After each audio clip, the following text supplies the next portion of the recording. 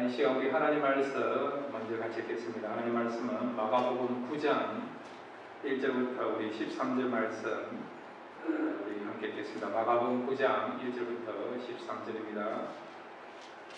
또 그들에게 이르시되 내가 진실로 너희에게 이르노니 여기서 있는 사람 중에는 죽기 전에 하나님의 나라가 권능으로 임하는 것을 볼 자도 있느니라 하시니라.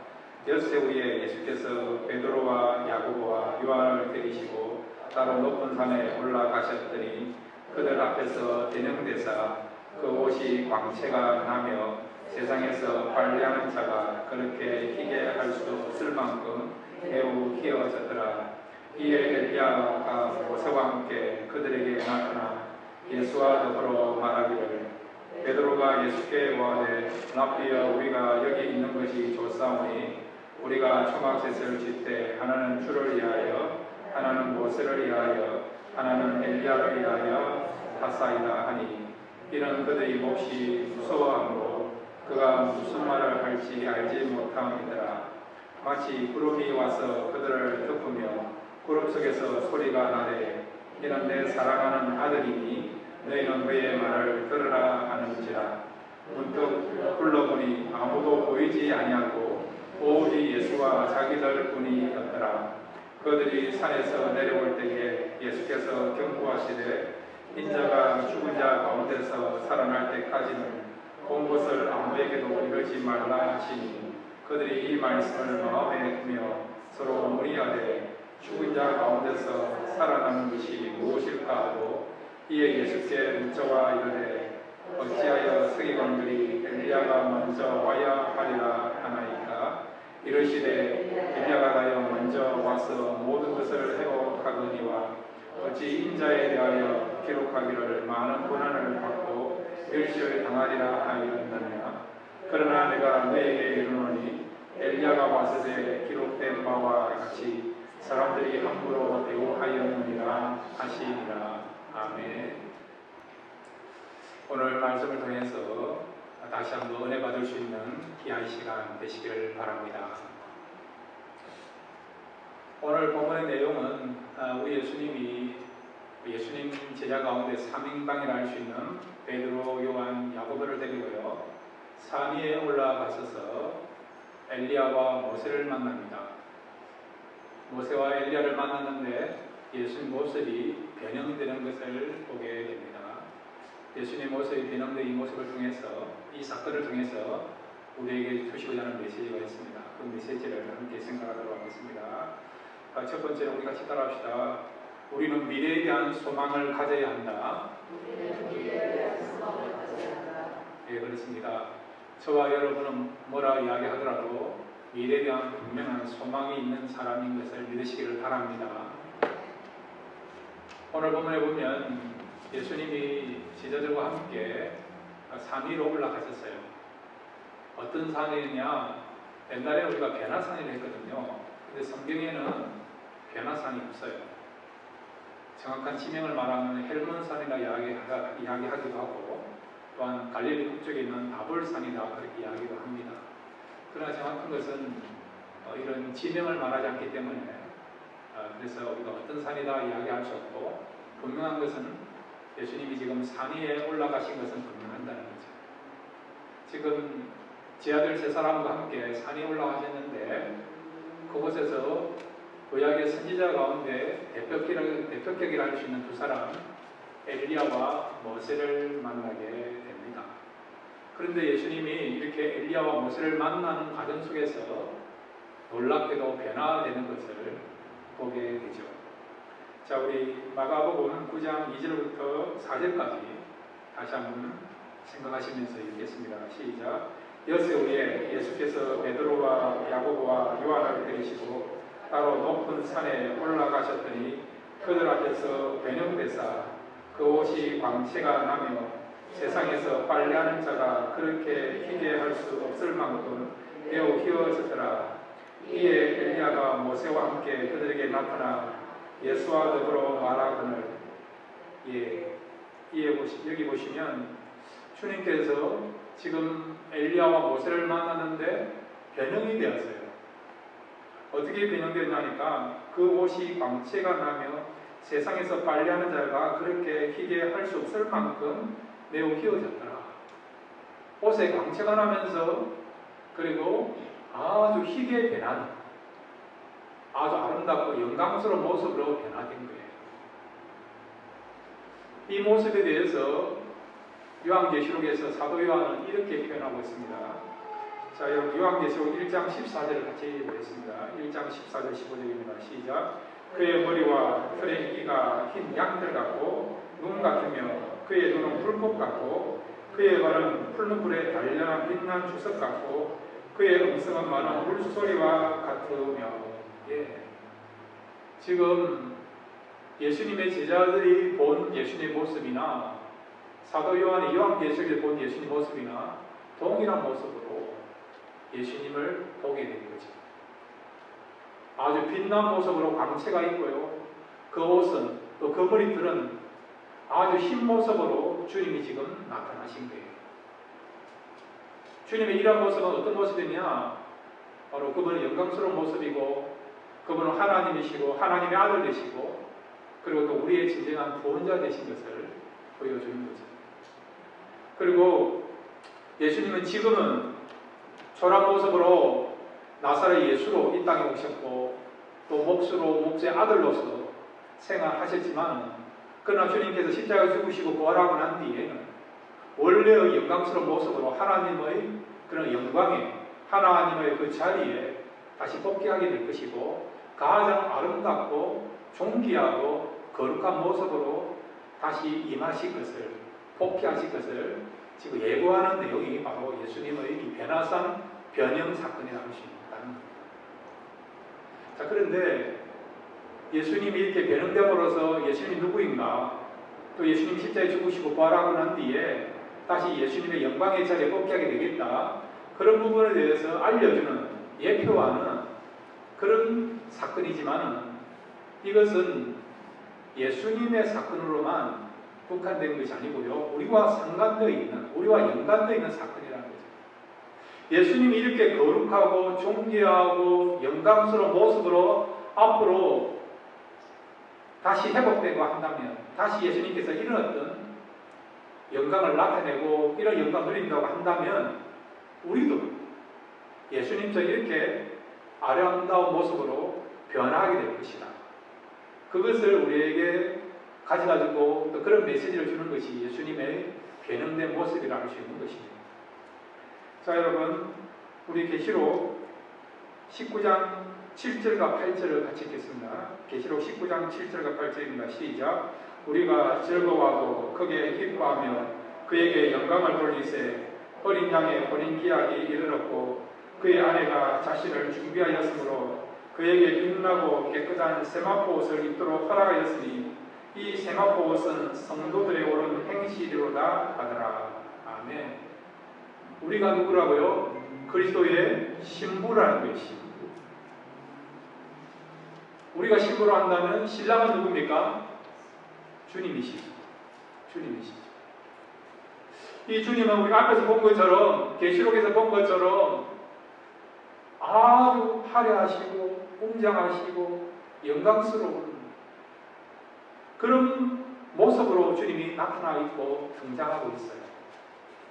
한마디로 말하면 최고의 신랑의 모습으로 주님께서 그날에 서신다는 겁니다. 그러면 그에 걸맞는 신부 역시도 이 신부가 누구라고요? 우리라는 거예요. 우리도 최고의 그런 신랑의 하나도 우리가 빠짐없이 잘 준비되고 거룩하고 아름답고 영광스러운 모습으로 서게 될 것을 말씀해 준다는 겁니다. 주님이 이렇게 영광스러운 모습으로서 화려한 모습으로서 그리고 어떤 존귀한 모습으로서 빛나는 모습으로 나타난 것처럼 우리 역시도 주님이 그렇게 하신 것처럼 주님이 걸어가신 그 걸음을 우리도 걸어가게 될 것을 말씀해 주고 있는 것입니다.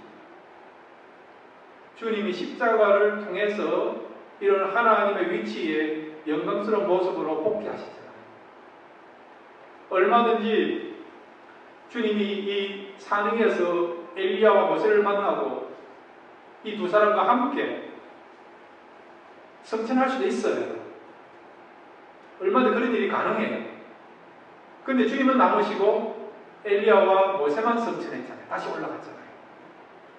주님은 왜 남았습니까? 능력이 없어서 하늘로 몰러 올라간 게 아니죠.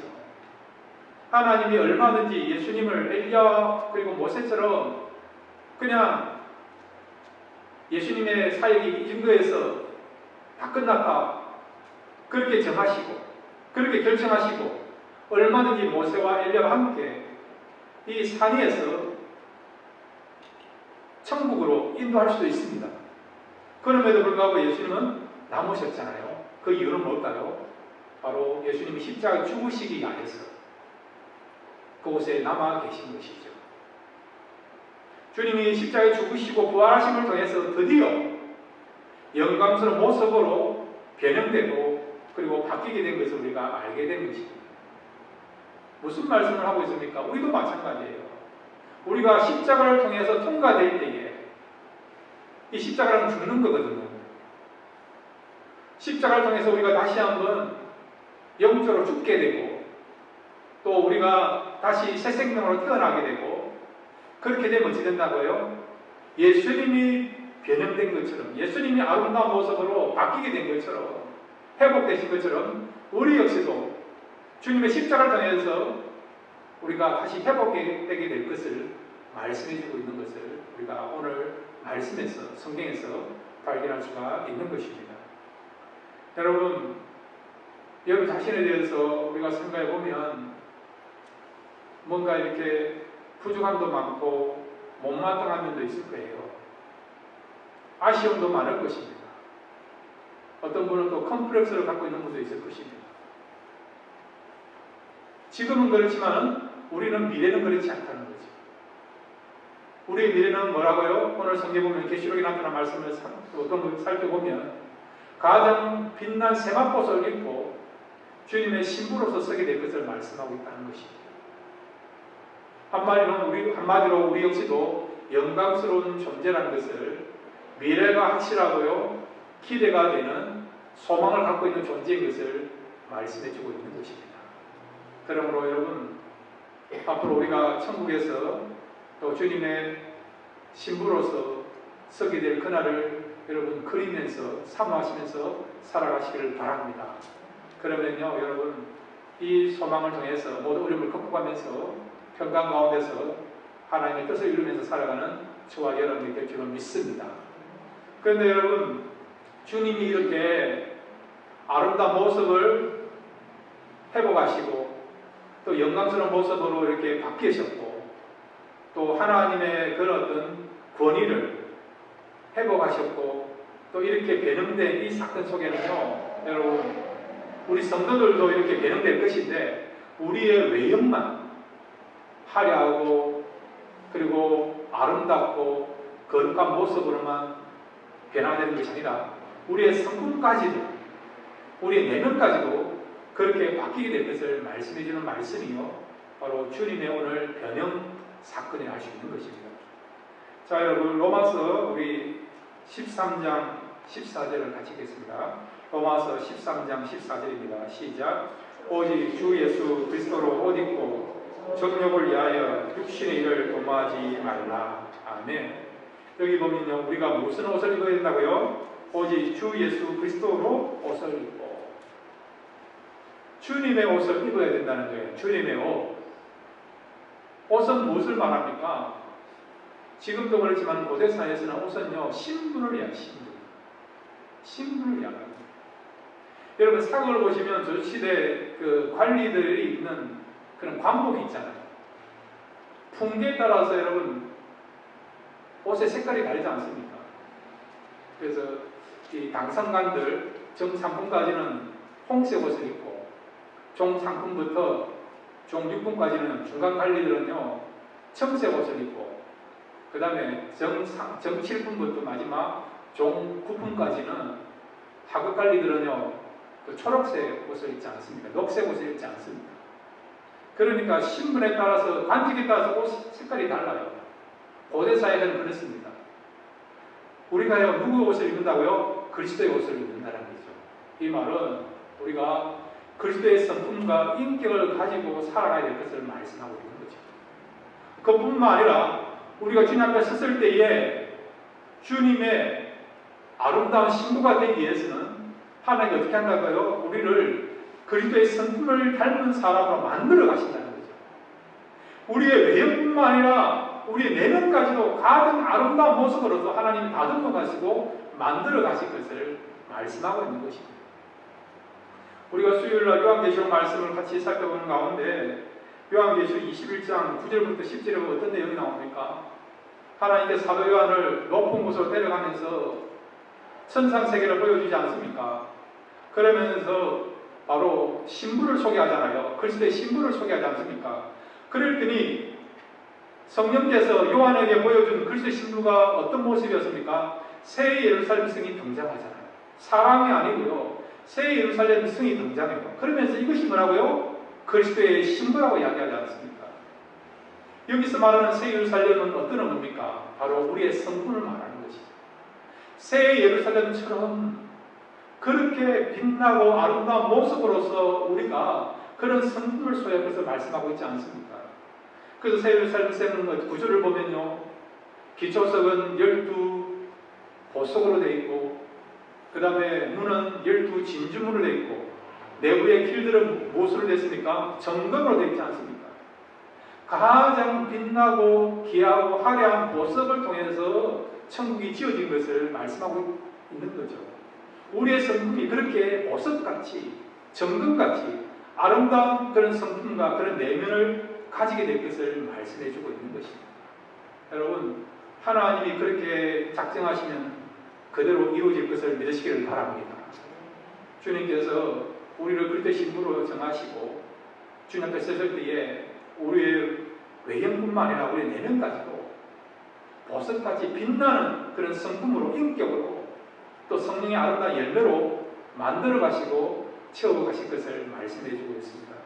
그러므로 이런 소망을 가지고 살아가면서 늘 평강 가운데서 생활하시는 저와 여러분 되시기를 바랍니다. 두 번째로 우리 붙잡아줄 메시지가 있습니다. 우리 같이 따라합시다. 우리에게는 상의에서의 체험이 필요하다. 예, 어디에서 체험이 필요하다고요? 상의에서 체험이 필요하다.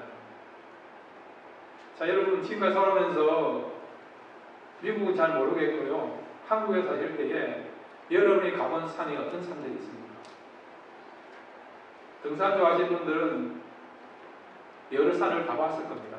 저도 한국에 있을 때 산에 올라가는 걸 참 좋아해가지고요. 산을 좀 많이 탔습니다. 제가 설악산도 가보고 지리산도 가보고 주황산도 가보고 그 다음에 한라산도 가보고요. 그리고 제 집 앞에 있는 앞산 금정산도 가보고요. 여러 산들을 가봤는데 산을 올라가 보면요 특이한 면이 있어요. 어떤 특이한 면이 있냐니까 산 밑에서는 잘 몰라요. 산이 올라가면, 특히 정상에 올라가면 생각이 달라요. 보는 눈도 달라지만 생각이 달라요. 산이 올라가면요 건물들이 진짜 조그매 보여요. 밑에서는, 산 밑에서는 그렇게 좋아 보이고 커 보이고 웅장해 보이는 건물도요 산이 올라오면 조그매요. 막대기같이 보이고요. 차 같은 경우는 어떤 경우는 개미같이 보이고요. 사람들 어떤 경우는요 점같이 보여요. 밑에서는 그렇게 화려하고 좋고 웅장하고 대단한 걸로 보였는데 산에 올라가면 보는 눈이 달라진다는 거죠. 보는 눈이 달라지니까 생각이 달라진다는 거죠. 때로는 우리가요 현실에 안주하여 있으면 육실의 눈을 가지고 보면요 진짜 중요한 것을 못 보는 경우가 많아요. 본질을 못 보는 경우가 참 많아요. 어떤 경우는 돈이 최고다, 권력이 최고다, 인기가 최고다, 재밌는 게 최고다, 명예가 최고다, 지식이 최고다, 어떤 경우는 학식이 최고다. 이런 것들이 최고로 여겨져요. 이런 게 없으면 불안하고요, 걱정되고, 때로는 외로움을 느끼고, 거부감을 느끼고. 그런데 여러분, 산 위로 올라가 보면요, 그런 것이 아무것도 아닌 걸로 보인다. 정상에 올라오면 정상 밑에서 바라보는 모든 것들이 연약한 것으로서, 하찮은 것으로서 보이는 것처럼, 영적인 산 위에 올라가면요, 세상을 향했던 가졌던 마음들이 바뀌면서 새로운 초월의 세계를 바라보게 되는 것이죠. 여러분, 성경에서 산은 어떤 곳입니까? 하나님이 계시는 곳이 하나님의 곳이에요. 자, 그래서 우리가 시편 121편 1절과 2절을 우리 같이 한번 읽을까요? 시편 121편 1절과 2절입니다. 시작. 내가 산을 향하여 눈을 들리라. 나의 도움이 어디서 올고 나의 도움은 천지를 지으신 여호와에게서로다. 아멘. 나의 도움이 어디서 온다고요? 하나님께로 온다는 거죠. 여기서 말한 산은 하나님이 계시는 곳을 말하는 거예요. 하나님이 계시는 곳에서 하나님의 눈을 가지고, 영적인 눈을 가지고 보니까 도움의 길이 보이는 거죠. 도움의 손길이 보이는 거죠. 하나님의 눈을 가지고 보지 못하면요, 영적인 눈을 가지고 보지 못하면 안 보여요. 도움의 길이 안 보여요. 뭐가 최고인가, 뭐가 참 행복한 건가, 뭐가 의미가 있고 가치가 있는가 안 보이는 거죠. 육신적인 것만 생각하는 것이죠. 육신적인 것만 추구하는 것이죠. 그런데 산에 올라가서, 즉 하나님이 계시는 곳에서 하나님을 만나고요, 하나님 주시는 은혜를 체험하고 영성이 회복되니까 진정한 것을 보게 되는 자리까지 이르게 된다는 것입니다. 자, 오늘 여러분, 이 베드로와 요한, 야고보가요, 예수님과 함께 산에 올라갔습니다. 배는 예수님의 모습을 보았습니다. 그렇게 보고 싶어 했던 구약의 대표적인 선지자 엘리야와 모세를 만났습니다. 그랬더니 이들의 가치관이 바뀌었어요. 자, 마가복음 9장 4절부터 5절 두 절을 같이 읽겠습니다. 마가복음 9장 4절 5절을 같이 읽겠습니다. 시작. 이에 엘리야가 모세와 함께 그들에게 나타나 예수와 더불어 말하거늘 베드로가 예수께 고하되 랍비여, 우리가 여기 있는 것이 좋사오니 우리가 초막셋을 짓되 하나는 주를 위하여 하나는 모세를 위하여 하나는 엘리야를 위하여 하사이다 하니. 아멘. 지금 대표기라고 해서 베드로가 이런 주장을 하는 거예요. 베드로가 주장했다는 것은 다른 두 사람의 생각과 똑같다는 거예요. 지금 베드로는요, 예수님의 제자의 대표격으로 말하지만은 인간의 대표격으로 말한다고 볼 수 있어요. 믿는 자의 대표격으로 지금 고백하는 거죠. 처음에 올라왔을 때는 이런 마음이 없었어요. 아마 이런 마음이 들었을 거예요. 아니, 왜 이렇게 고생하게 산에 올라가야 되느냐. 밑에서 할 일도 많은데, 밑에서 사역의 일도 많은데, 밑에서 지금 우리를 기다리고 있는 사람도 많이 있는데, 왜 이렇게 시간을 낭비하면서 힘들게 산에 올라와야 되느냐. 아마 그런 의문과 그런 불평과 그런 불만도 가지고 있을 거예요. 또 베드로와 요한, 야고보는요, 여러분, 이 세 사람은요, 예수님 제자들 가운데도 어떤 의미에서 문제가 많은 사람들이에요. 예수님의 12 제자 가운데 여러분, 이 베드로, 요한, 야고보를 3인방이라 하거든요. 추제자 그룹에 든 사람들이라고 이야기합니다. 그래서 예수님께서 이 사람들을 특별 대우하기 위해서 이 세 사람을 따로 불러서 지금 산에 올라갔다고 생각합니까? 꼭 그렇지는 않습니다. 어떤 의미에서는요, 다른 제자들보다도 지금 문제가 가장 많은 사람이 할 수 있어요. 그리고 가장 변화가 필요하고 시급한 사람이 이 세 사람이라 할 수 있습니다. 베드로 성격이 얼마나 급합니까? 지난주에도요, 칭찬받았다고, 그리고 난 뒤에 예수님께 꾸중받았다. 사단이라고 꾸중받았던 그런 사람이 베드로라는 얼마나 급합니까? 얼마나 다혈질입니까? 요한과 야고보도 마찬가지예요. 누가복음 9장에 보면 예수님이 사마리아를 지나가게 됐는데 사마리아 사람들이 영접하지 않는 거예요. 환영하지 않는 거예요. 그랬더니 이 요한과 야고보가 뭐라고 이야기하는지 아십니까? 요즘 말로는 기분이 나빠가지고요. 거절감을 당해 내려가지고요. 예수님, 지금이라도요, 하늘로부터 불을 내려서 이 사마리아 사람을 불태우십시오. 그렇게 요청했던 사람이 이 요한과 야고보였어요. 그래서 예수님께서 이 요한과 야고보에게 이름을 지어주셨잖아요. 그 이름이 뭡니까? 보아늑이라고 하는 보아늑에. 이것은 괴팍하다. 그리고 다혈질이다. 성격에 어떤 뭐가 있다. 그런 뜻을 갖고 있는 사람들이에요. 그러니까 실제적으로 가장 변화가 필요한 사람이 누구냐? 바로 이 3인방 베드로, 요한, 야고보를 할 수 있는 거지. 근데 이들이 올라왔을 때 또 어떤 마음을 가졌을까요? 정치적인 어떤 욕망, 권력욕, 물욕 이런 것을 갖고 있는 사람들이었어요.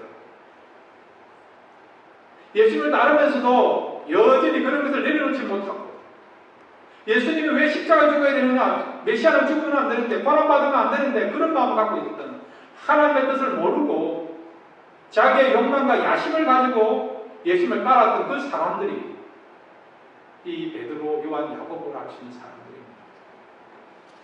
근데 이들이요, 산에 올라온 거예요. 산에 올라와서 영적인 체험을 한 것입니다. 변화된 예수님 모습도 봤고 엘리야와 모세를 만난 거죠. 은혜를 체험한 거죠. 그랬더니 그들이 변화된 마음을 가졌고 변화된 고백을 하는 것을 보게 되죠. 그래서 5절에 베드로가 예수께 고하되 라피여 우리가 여기 있는 것이 좋사오니 우리가 초막셋을 짓되 하나는 주를 위하여 하나는 모세를 위하여 하나는 엘리야를 위하여 하사이다 하니. 은혜 받고 나니까 이런 아름다운 고백을 하는 거예요. 여기가 좋사, 여기가 좋사. 돈이 좋사오니가 아니고, 명예가 좋사오니가 아니고, 한 자리 하는 것이 좋사오니가 아니고, 여기가 좋사.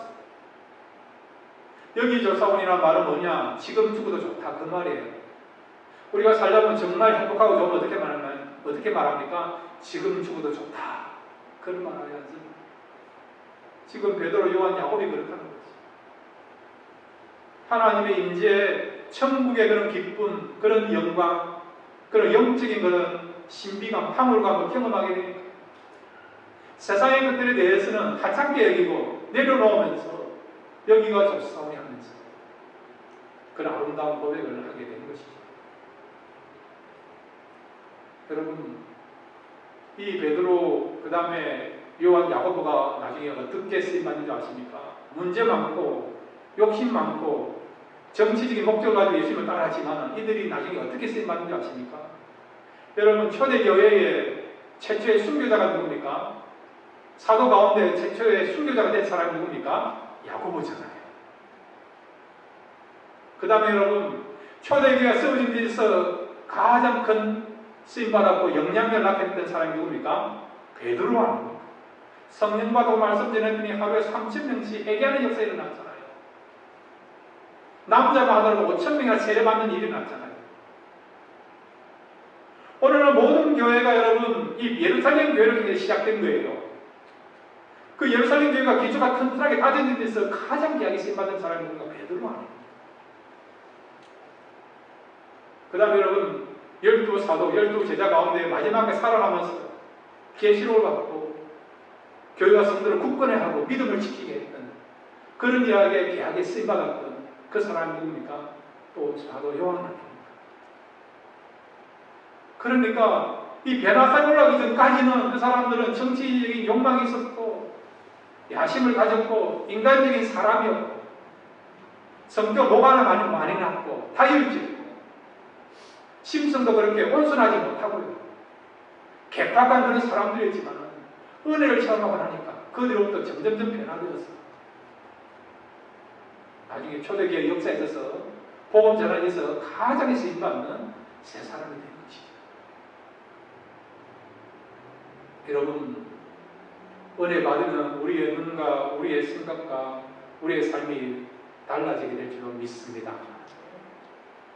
우리는 매 순간마다 한 번씩은요 산 위로 올라가야 됩니다.